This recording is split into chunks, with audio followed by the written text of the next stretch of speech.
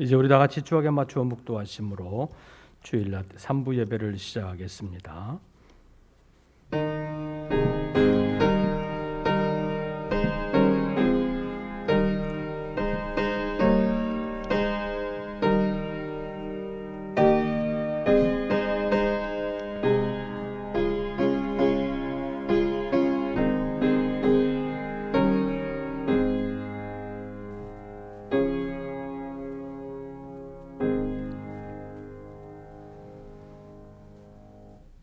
주의 종에게 하신 말씀을 기억하소서. 주께서 내게 소망을 가지게 하셨나이다. 이 말씀은 나의 고난 중에 위로라. 주의 말씀이 나를 살리셨기 때문이니이다. 하나님은 영이시니 예배하는 자가 영과 진리로 예배할지니라. 아멘. 오늘도 저희들을 예배의 자리로 인도해 주심을 감사합니다. 영이신 하나님 앞에 우리의 영을 열어 나아올 수 있도록 은혜 베풀어 주신 하나님께 감사와 찬송과 영광을 올리옵나이다. 허물지고 얼룩진 우리의 삶을 주님 앞에 내려놓고 주님 앞에서 다시 새롭게 출발하기를 원하오니 이 시간 주님의 영이 우리 가운데 임재하시고 역사해 주시되 상한 심령들을 어루만져 주시옵고 연약한 심령들에게 새 힘을 부어 주시오며 다시 주의 이름으로 주님과 함께 시작하여 주님께 영광을 돌리는 삶을 살아갈 수 있도록 역사하여 주시옵소서. 오늘의 예배를 통하여 주님 홀로 임재하시고 홀로 역사하여 주심으로 저희들이 주님의 사람으로 새로워지게 하여 주시옵소서. 우리 주 예수 그리스도의 이름으로 기원하옵나이다. 아멘. 찬송가 14장을 함께 부르시겠습니다.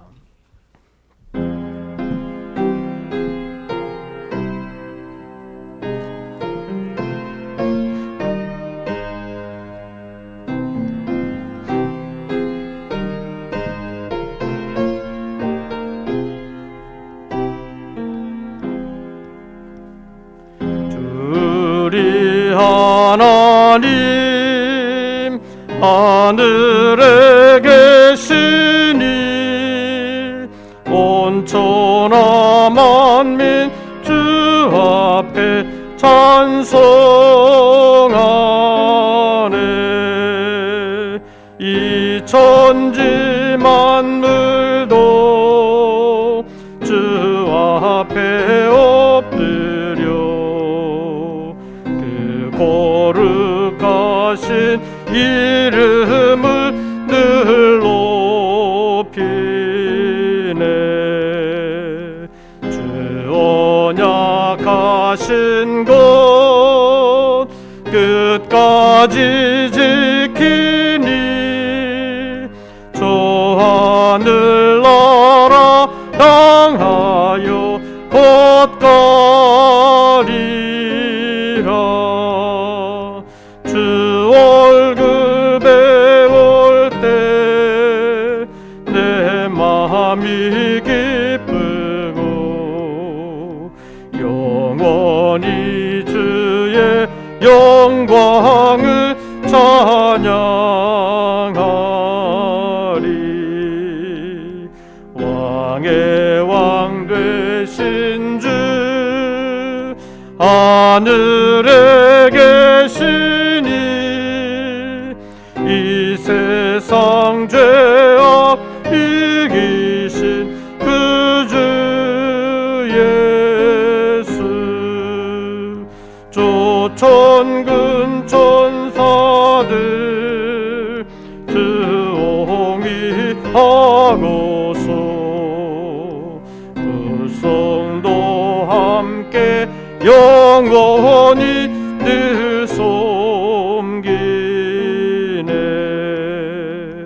성삼위 일체께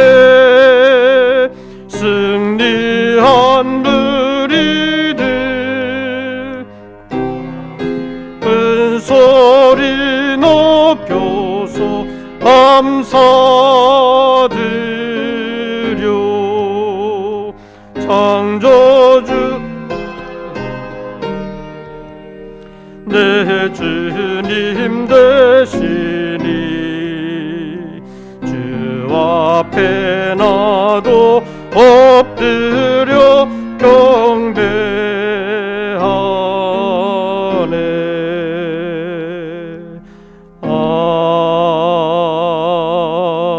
아멘. 기도드리겠습니다.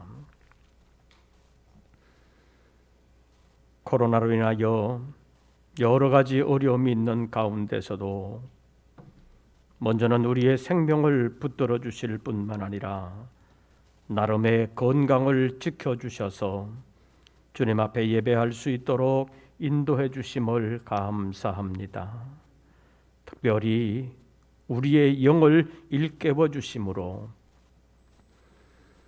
세상에 취해 잠들어 있지 아니하고 주님의 날, 예배의 날인 줄로 알고 예배의 자리로 인도해 주신 하나님의 은혜를 감사합니다.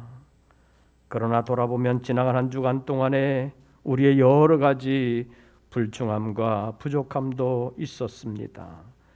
그러나 하나님께서는 그것을 보시지 아니하고 종들을 새롭게 하사 다시 새롭게 쓰시기 위하여 은혜의 자리로 인도해 주신 줄로 믿습니다. 이 시간 주님 앞에 머리 숙이는 저희들의 영혼을 새롭게 하여 주시옵소서. 진리의 성령께서 우리를 모든 진리 가운데로 인도해 주시옵소서. 성령의 불로 태워 주시어서 부정한 것을 정하게 하시고 연약한 것을 강건하게 하여 주시옵소서. 특별히 육체가 연약하여 힘들어하는 심령들 능력의 손으로 안수하시고 다시 강건하게 하여 주시어서 주님을 섬기는 일에 부족함이 없도록 하나님께서 은혜 베풀어 주시옵소서.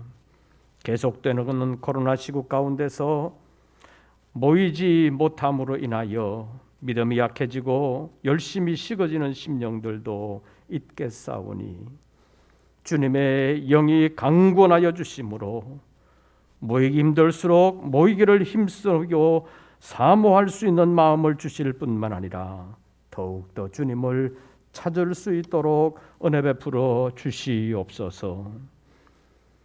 이 세상의 여러 가지 사회적인 분위기가 그리고 영적인 분위기가 우리의 신앙을 방해하는 일들이 많습니다. 이겨내게 하여 주시옵소서. 잘 견디고 끝까지 하나님의 보장을 받으며 아름답게 쓰임 받는 우리 모든 권속들 되게 하여 주시옵소서. 이 예배 자리에서 주님과 교통하기를 원하는 우리 모든 권속들 가운데 하나님의 영이 임재하시고 역사해 주시옵소서. 코로나로 인하여 경제적으로 그리고 사회적으로 또는 영적으로 어려움을 당하고 있는 심령들 하나님께서 일일이 찾아가 주시어서 위로해 주시고 새 힘 부어 주시되 특별히 코로나로 인하여 질병 가운데서 힘들어하고 있는 심령들 하나님께서 찾아가 주셔서 그 심령을 어루만져 주시고 육체를 다시 강건하게 하여 주시옵소서. 이 아침도 예배하는 사랑하는 우리 모든 권속들을 통하여 영광 받아주시기를 간절히 원하오며 예수님의 이름으로 기도하옵나이다. 아멘.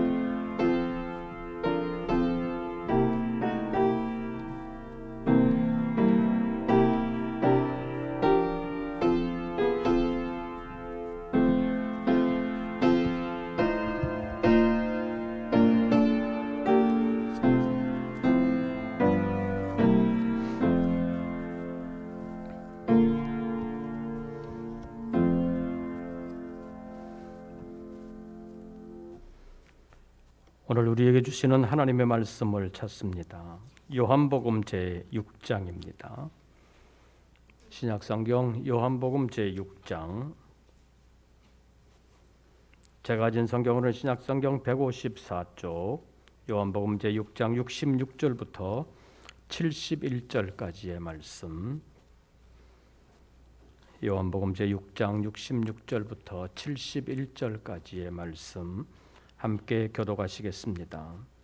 66절을 제가 먼저 봉독합니다. 그때부터 그의 제자 중에서 많은 사람이 떠나가고 다시 그와 함께 다니지 아니하더라. 시몬 베드로가 대답하되 주여, 영생의 말씀이 주께 있사오니 우리가 누구에게로 가오리이까?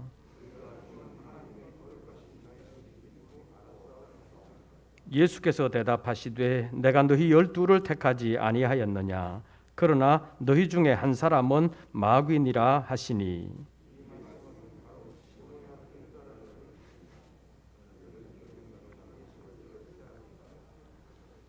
아멘. 오늘도 주님의 이름 앞에 예배하는 우리 모든 권속들에게 우리 주님의 은혜와 평강이 함께 하시기를 축원합니다. 여러 가지로 어려움이 많지만 잘 견디시고 잘 승리하시기를 바랍니다. 이합 집산이라는 말이 있습니다. 헤어졌다가는 만나고 또 모였다가는 흩어지는 것을 이루는 말입니다. 일반적으로 정치하는 사람들 보면 선거가 있기 전에 이 이합 집산 현상이 많이 일어납니다.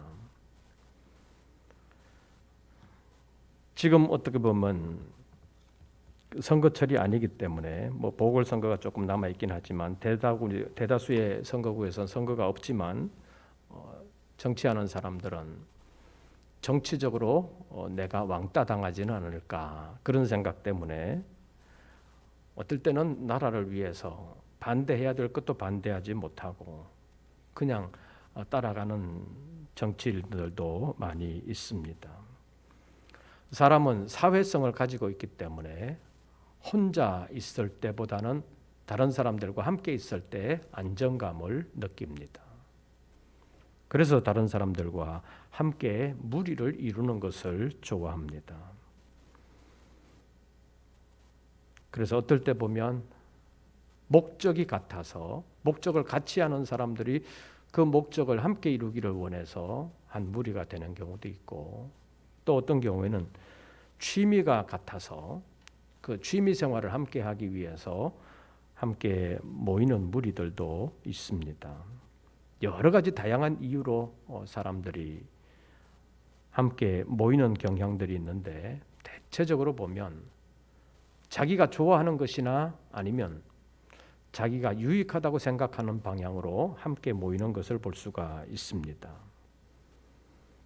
그런데 오늘 본문의 배경이 되는 요한복음 제6장에 있는 말씀을 보면 많은 사람들이 모였습니다. 예수님께서 그들에게 보리떡 5개와 물고기 2마리로 배불리 먹이시는 기적을 행하셨습니다. 여자와 어린아이 외에 5,000명을 먹이셨다고 기록하고 있으니까 상당히 많은 숫자가 모였습니다. 사실 지금이야 마이크나 스피커 시스템이 있었기 때문에 많은 사람들이 모여도 좀 전달하기가 쉬운데 예수님 당시에는 그런 시설이 없기 때문에 많은 사람이 모이면 뒤에서는 제대로 안 들릴 수도 있고 그래서 굉장히 그 모임이 어수선할 수 있습니다. 그런데 예수님께서 기적을 행하셔서 그 많은 사람들이 배불리 먹는 그런 일이 일어났을 때 그 기적 후에 예수님의 인기가 하늘을 치솟았다고 말할 수 있습니다. 그 표적을 경험하여 떡을 먹은 사람들은 예수님을 향하여 이는 참으로 세상에 오실 그 선지자다 이렇게 칭송을 했습니다. 다시 말하면 이 사람이야말로 우리가 지금까지 기다려왔던 메시아다 이렇게 인정을 했다는 것입니다. 그런데 사람들은 거기에 머무르지를 않았습니다. 요한복음 제6장 15절에 있는 말씀을 보면 예수님을 억지로 붙잡아서라도 임금 삼으려고 했다고 기록하고 있습니다. 이것을 보면 예수님을 향한 사람들의 기대가 얼마나 컸는지를 알 수가 있습니다.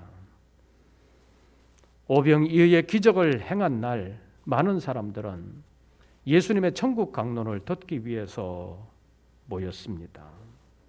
모인 사람이 수만 명이었다고 볼 수 있습니다. 그런데 그 다음 날 예수님이 보이지 않았습니다. 예수님께서 행선지도 밝히지 않으시고 다른 곳으로 가셨는데 갈릴리 바다 건너편으로 가셨다는 것입니다. 지금이야 교통과 통신이 발전했으니까 누가 어디 있는지 또 어디에서 무슨 일이 일어나는지 수소문하면 금방 알 수도 있는데 옛날에는 그런 것이 없으니까 어떻게 알 수도 없는데도 불구하고 수소문해서 예수님이 바다 건너편에 계시다는 사실을 알고 많은 사람들이 또 예수님을 찾아갔습니다. 어쩌면 예수님을 향하여 안타깝게 찾아다녔다고 말할 수 있습니다. 그런데 이랬던 사람들이 달라지기 시작했습니다. 예수님을 떠나기 시작한 것입니다. 어찌하여 이런 일이 생겼겠습니까? 오늘은 이것을 생각하면서 영생의 말씀이 주께 있사오니 라는 제목으로 잠깐 말씀을 상고하겠습니다.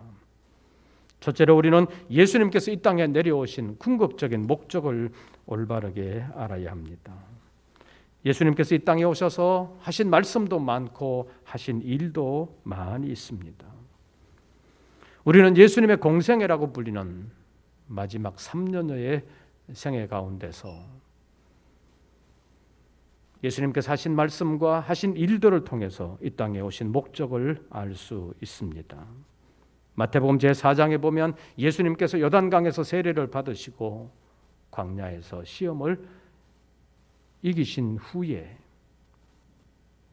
갈릴리에서부터 하나님의 복음을 전파하셨습니다. 그때 예수님께서 어떤 일을 하셨는지 마태복음 제4장 23절이 우리에게 보여주고 있는데, 첫째로는 예수님께서 회당에서 가르치셨습니다. 두 번째로는 천국 복음을 전파하셨습니다. 세 번째로는 사람들 가운데 약한 것과 병든 것을 고쳐주셨습니다. 그래서 백성들 중에 질병으로 인하여 고통당하는 사람들, 그리고 귀신 들린 사람들, 간질하는 사람들, 중풍병자들, 이런 사람들이 많이 예수님께 나와서 다 고침을 받았다고 기록하고 있습니다. 그리고 마가복음 3장 13절에서 15절까지의 말씀에 보면 예수님께서 12제자를 세우신 목적을 말씀하고 있는데, 첫째로는 자기와 함께 있게 하시려고 12제자를 부르셨다고 기록하고 있습니다. 두 번째로는 제자들을 보내셔서 전도하게 하기 위하여 12제자를 세우셨다고 했습니다. 세 번째로는 귀신을 쫓아내는 권능을 주시려고 제자들을 따로 세우셨다는 것입니다. 예수님께서 이런 일들을 왜 행하셨느냐? 그 목적을 우리가 바르게 알아야 우리가 주님을 기쁘시게 할 수 있다는 것입니다. 예수님께서 이 땅에 내려오셔서 때로는 회당에서, 때로는 산에서, 때로는 예루살렘 성전에서, 때로는 많은 사람들 앞에서, 때로는 적은 사람들 앞에서 말씀을 전하셨습니다. 그리고 어떤 일을 행하셨습니다. 그런데 그 말씀과 일의 목적이 무엇인가를 알아야 된다는 것입니다. 예를 들어서 회당에서 가르치셨는데 가르치실 때 그 가르침이 바리새인들과 달라서 권세 있었다고 성경은 기록하고 있습니다. 그런데 그 가르침 자체의 목적이 있는 것이 아니었다는 것입니다. 전도하는 일도 전도 자체의 목적이 아니라는 것입니다. 기적을 행하시는 것도 기적 자체가 목적이 아니라는 것입니다. 병을 고쳐주시는 목적이 있다는 것입니다. 하나님께서 우리에게 어떤 은혜를 베풀어 주시거나 아니면 어떤 고난을 허락하실 때 그 은혜 자체가 목적이 아니요 고난 자체가 목적이 아니라는 것입니다. 그래서 은혜 뒤에 하나님의 뜻이 무엇인지, 고난 뒤에 숨어 있는 하나님의 뜻이 무엇인지 그것을 올바르게 알아야 우리가 하나님을 기쁘시게 하는 삶을 살 수 있다는 것입니다.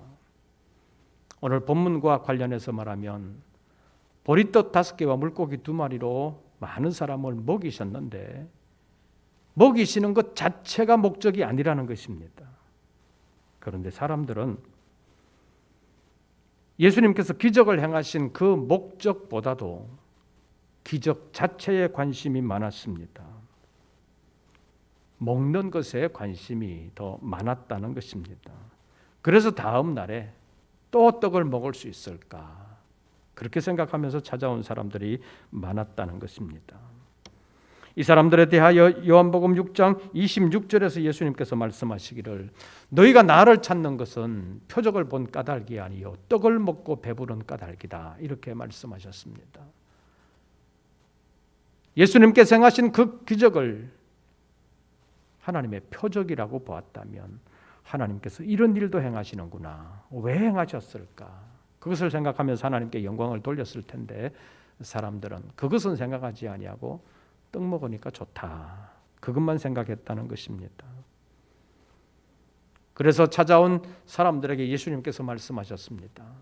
썩을 양식을 위하여 일하지 말고 영생하도록 있는 양식을 위하여 일하라. 그러면서 예수님께서 다음 날에는 떡을 만들어 주시지 않으셨습니다. 기적을 행하시지 않으셨다는 것입니다. 기적을 행할 능력이 없어서가 아니라 또 기적을 행하면 사람들이 그 기적 자체에만 관심을 두고 기적만 따를 것이기 때문에 예수님께서 기적을 행하지 않으셨습니다. 그래서 우리는 어떤 일을 행하시는 주님의 목적을 올바르게 알아야 합니다. 오늘 우리에게 생명을 주신 하나님의 목적이 무엇일까? 오늘을 살게 하시는 목적이 무엇일까? 그것을 생각해야 된다는 것입니다. 살아있는 것 자체가 목적이 아니라 왜 사느냐 하는 삶의 목적을 알아야 된다는 것입니다. 요한복음 6장에서 오병이어의 기적의 목적이 무엇인가를 우리에게 말씀하고 있습니다. 요한복음 6장 40절 말씀을 한번 보시지요. 제가 39절을 읽으면 여러분들이 40절을 읽어주시기를 바랍니다. 나를 보내신 이의 뜻은 내게 주신 자 중에 내가 하나도 잃어버리지 아니하고 마지막 날에 다시 살리는 이것이니라.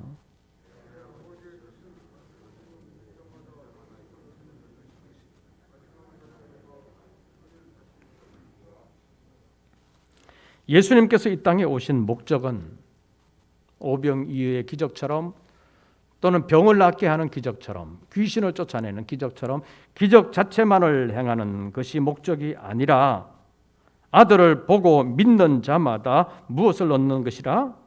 영생을 얻는 것이라. 이 영생을 위하여 마지막 날에 다시 살리리라고 말씀하셨습니다. 이것이 마지막 날의 부활, 믿는 자의 부활, 생명의 부활을 말하는 것입니다. 예수님은 이것을 위하여 이 땅에 오셨습니다. 마지막 날에 다시 살리실 때에 심판의 부활이 아니라 생명의 부활로 나오는 자들을 하나님께서 만드시기 위하여 이 땅에 예수 그리스도를 보내셨다는 것입니다. 주님의 이 땅에 오심의 목적은 영생입니다. 요한복음 3장 16절에 말씀하는 것도 이것입니다. 하나님이 세상을 이처럼 사랑하사 독생자를 주셨으니 이는 저를 믿는 자마다 뭐하지 않고 멸망하지 않고 뭘 얻게 하려 하심이라? 영생을 얻게 하려 하심이라. 예수님은 이 영생을 위하여 오셨습니다. 예수님께서 하신 말씀과 행하신 모든 일들은 바로 이 영생을 위한 것입니다.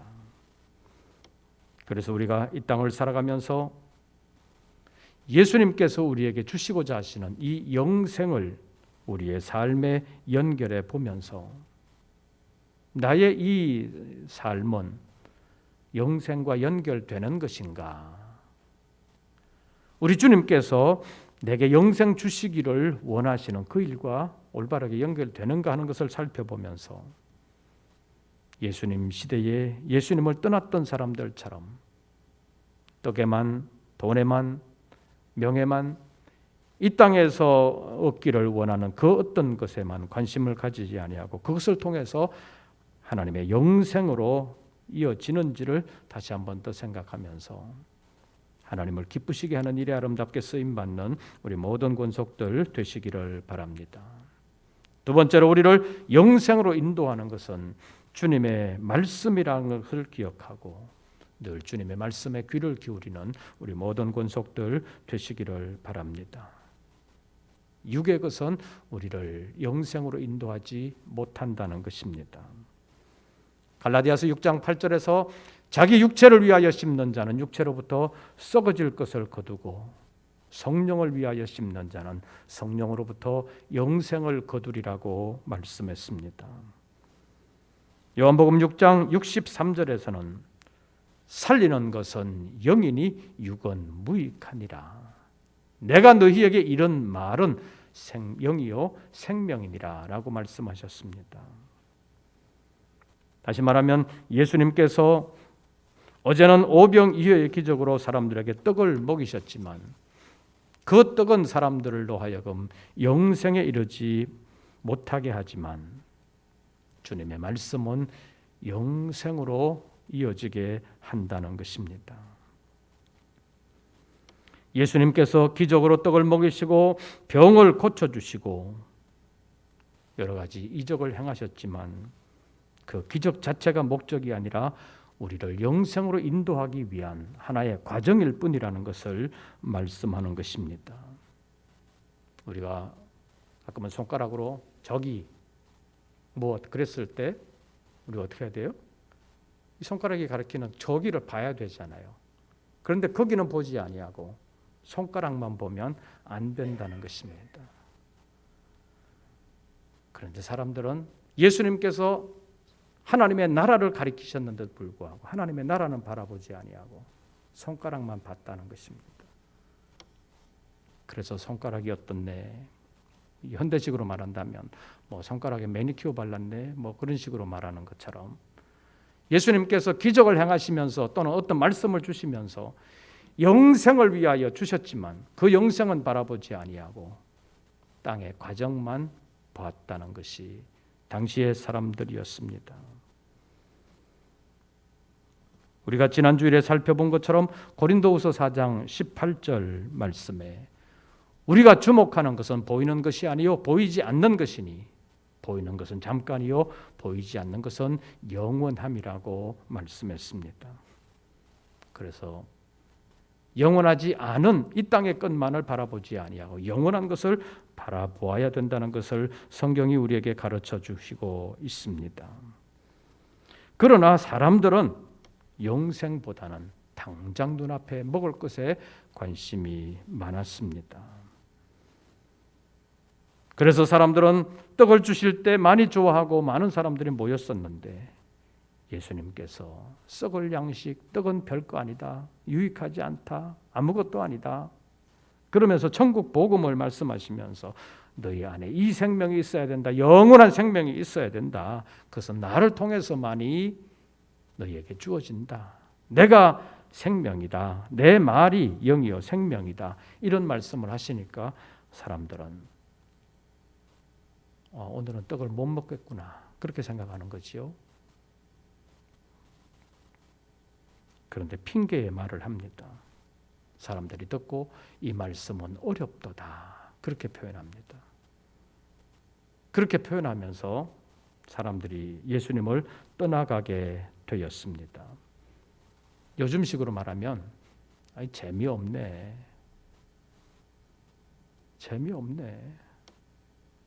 그 한 줄 교회 가서 뭐 설교 듣는다고 아니면 예배한다고 뭐가 유익하냐? 뭔 유익이 나한테 있냐? 그렇게 말하는 것이었다는 것입니다.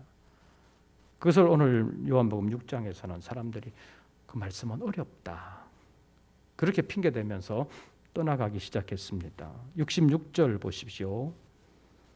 그때부터 그의 제자 중에서 많은 사람이 어떻게 하고 떠나가고 다시 어떻게 하더라? 그와 함께 다니지 아니하더라.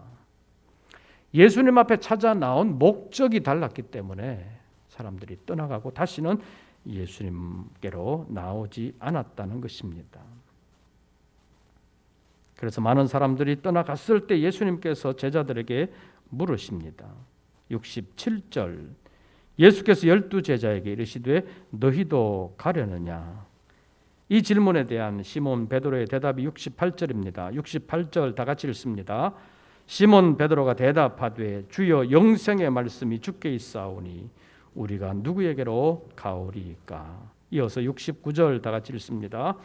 우리가 주는 하나님의 거룩하신 자이신 줄 믿고 알았사옵나이다. 제자들은 예수님을 올바르게 알았고 그 말씀이 우리를 영생으로 인도한다는 사실을 알았기 때문에 주님을 떠나지 않았습니다. 그런데 한 사람 예외가 있습니다. 70절 보시죠. 예수께서 대답하시되 내가 너희 12를 택하지 아니하였느냐? 그러나 너희 중에 한 사람은 뭐니라? 마귀니라. 이 말씀은 가롯 시몬의 아들 누구를 가리키심이라? 유다를 가리키심이라. 그는 12 중에 하나로 예수를 뭐할 자라? 팔 자라. 마태복음에 있는 말씀을 보면 마귀가 가룟 유다의 심령 속으로 들어갔습니다. 그래서 초기에는 그렇지 않았는데 마귀가 가룟 유다의 심령 속으로 들어간 그때부터 가룟 유다는 마귀의 조종을 받게 되었고 마귀가 시키는 일을 하게 되었습니다. 그래서 그때부터는 가룟 유다는 예수님의 제자가 아니라 마귀의 제자가 되고 말았습니다. 그래서 예수님께서 요한을 통해서 그는 마귀라고 말씀하시게 된 것입니다. 그는 예수님을 제대로 알지를 못했습니다. 그래서 결국 주님을 배반하고 말았던 것입니다. 그러나 예수님을 하나님의 아들로 그리고 이 땅에 오실 메시아 그리스도로 올바르게 알고 믿은 사람들은 끝까지 주님과 함께하면서 주님의 뜻을 이루는 사람이 될 수 있었습니다. 우리가 이 땅을 살아가는 동안 무슨 선택을 해야 될 때 예수님의 질문을 떠올려 보시기를 바랍니다. 너희도 가려느냐? 너희도 가려느냐? 이때 시몬 베드로의 대답을 생각하시면서 주여 영생의 말씀이 주께 있사오니 우리가 누구에게로 가오리이까? 세상을 살아가는 동안 어떨 때는 이렇게 가야 되는지 저렇게 가야 되는지 선택의 기로에 설 때마다 이 사람을 따라가야 되냐? 누구를 따라가야 되냐? 이렇게 고민스러울 때 주여 영생의 말씀이 주께 있사오니 우리가 누구에게로 가오리이까? 세상 따라가지 아니하고 세상에서 우리를 배부르게 할 떡을 따라가지 아니하고 세상 부나 영광을 따라가지 아니하고 힘들어 보여도 주님을 따라가면 마침내 그 길에는 주님의 생명이 있어 우리를 영생으로 인도하게 되는 줄로 믿습니다. 살리는 것은 영이니 육은 무익하니라. 내가 너희에게 이런 말이 영이요 생명이니라. 이 말씀을 기억하면서 선택의 기로에 설 때마다 주님의 말씀을 붙잡고 주님을 붙잡음으로 마침내 영생을 통하여 영원한 복을 받는 우리 모든 권속들 되시기를 주의 이름으로 축원합니다. 기도하겠습니다. 오늘도 불러주심을 감사합니다. 또 한 주간을 살아가야 하는 저희들 하나님의 말씀이 필요할 때마다 생각나게 하시고 세상 따라가지 아니하고 오직 주님의 말씀의 인도를 받아 영원한 생명으로 공급받는 우리 모든 권속들 되게 하여 주시옵소서. 예수님의 이름으로 기도하옵나이다. 아멘. 찬송가 459장을 부르시면서 준비하신 예물 드리겠습니다.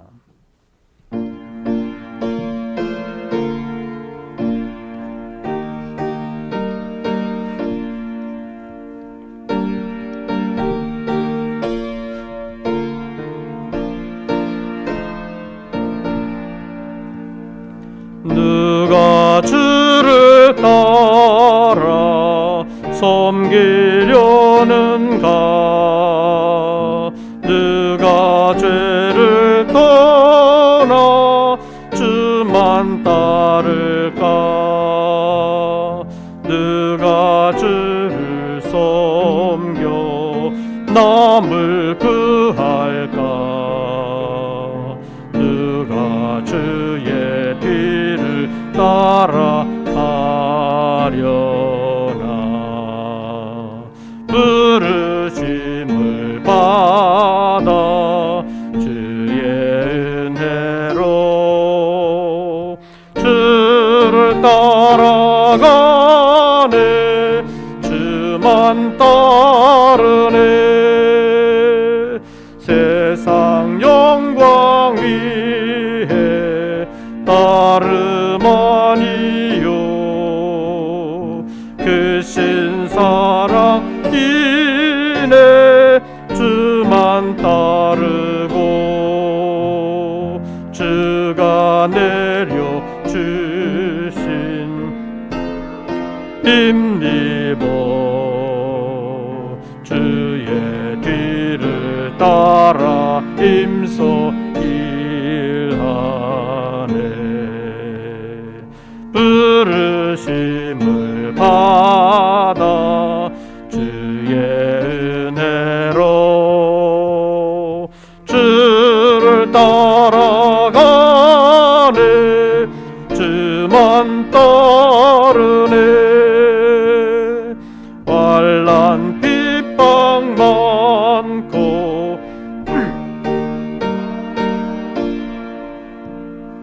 주의 용사 더욱 힘이 강하니 누가 능히 이겨 너 못 들이랴 변함없는 진리 승리하리라 기쁜 찬송하며 주의 은혜로 주를 따라가네 주만 따르네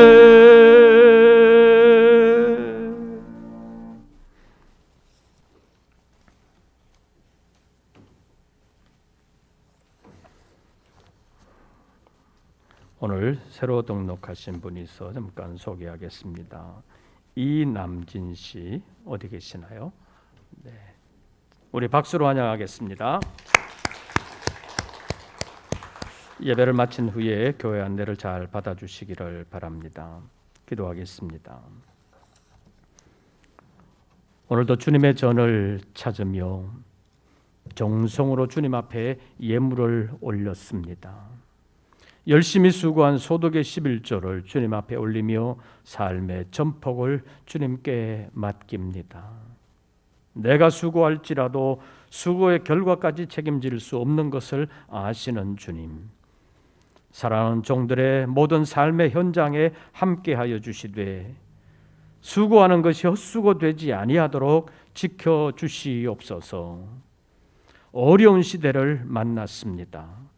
사랑 종들의 생업과 직장을 지켜주시고 수고할 때마다 그 수고가 보람이 있게 하시고 열매를 맺게 하시되 육의 열매만이 아니라 영의 열매, 영생을 위한 수고가 되게 하여 주시옵소서.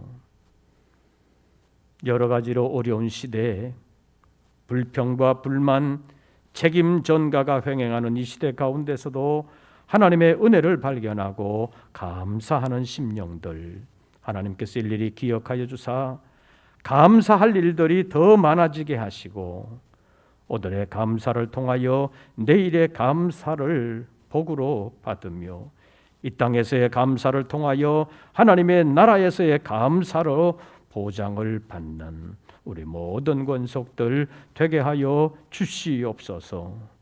복음으로 구원받은 것을 감사함으로 복음 사역에 함께하기를 원하는 사랑하는 종들의 수고를 통하여 복음이 널리 전파되게 하시고 구원 얻는 사람들이 날마다 많아지게 하시며 하나님의 말씀이 더욱더 왕성해질 수 있도록 이 나라에, 이 땅에 하나님께서 은혜를 베풀어 주시옵소서.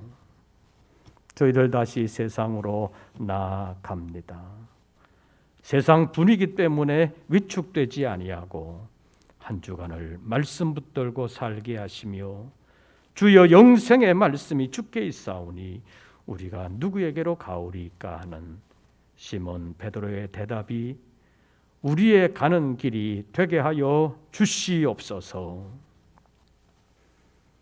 이제는 우리 주 예수 그리스도의 은혜와 아버지 하나님의 크신 사랑과 성령님의 교통하심이 다시 한 번 더 말씀 붙들고 주님과 함께 하기를 원하는 우리 모든 권속들 위에 이제부터 영원토록 함께 하시기를 축원하옵나이다.